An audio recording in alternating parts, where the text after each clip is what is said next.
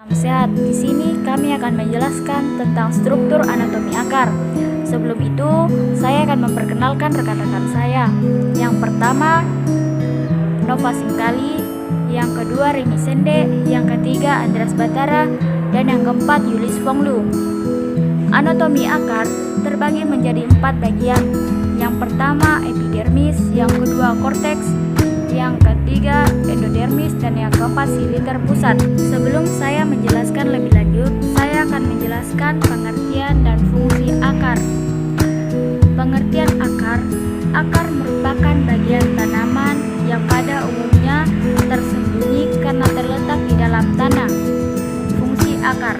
Akar berfungsi untuk menyerap air, oksigen, dan garam-garam mineral dari tanah, serta untuk menguatkan posisi di atas tanah, menjadikan akar sebagai tempat penyimpanan cadangan makanan dan sebagai organ untuk memperluas area pernapasan.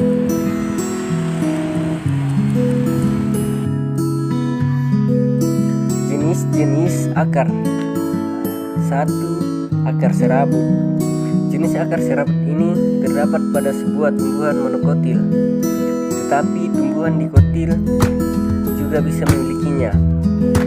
Atau tumbuhan dikotil ini dikembangbiakkan dengan 2 cara, yakni cangkok atau dengan stek. Fungsi utama akar serabut yakni untuk memperkokoh berdirinya suatu tumbuhan. Contoh tanaman berakar serabut: pohon kelapa, pepaya, jagung, pinang, dan bawang. Kedua, akar tunggang.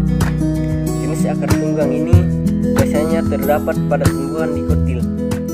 Akar tunggang memiliki fungsi utama, yakni sebagai penyimpanan suatu makanan. Berikut contoh tumbuhan berakar tunggang: kacang hijau, kacang tanah, asam jawa, putri malu, dan durian.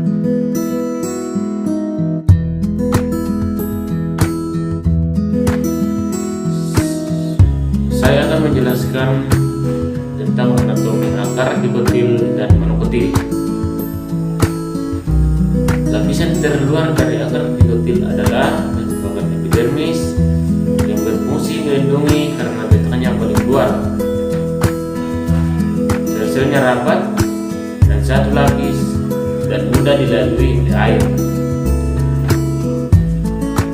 Bagian dari epidermis yang membentuk bulu akar yang bertujuan untuk memperluas area permukaan saraf akar yang berfungsi menyerap air, oksigen, dan garam mineral.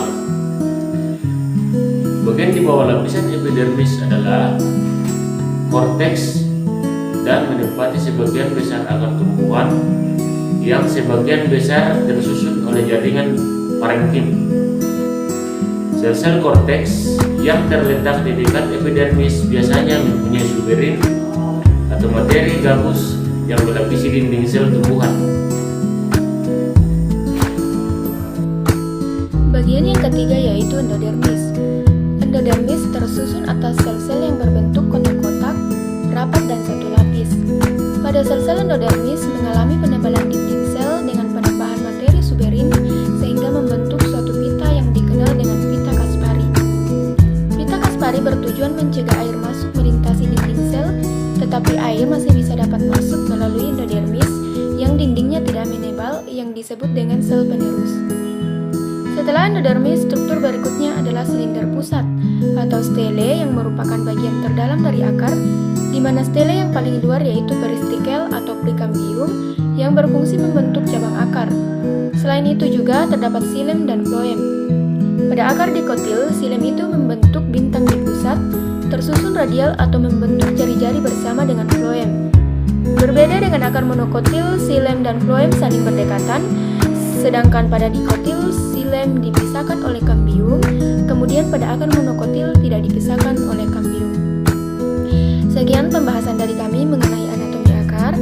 Jangan lupa di like ya teman-teman. Semoga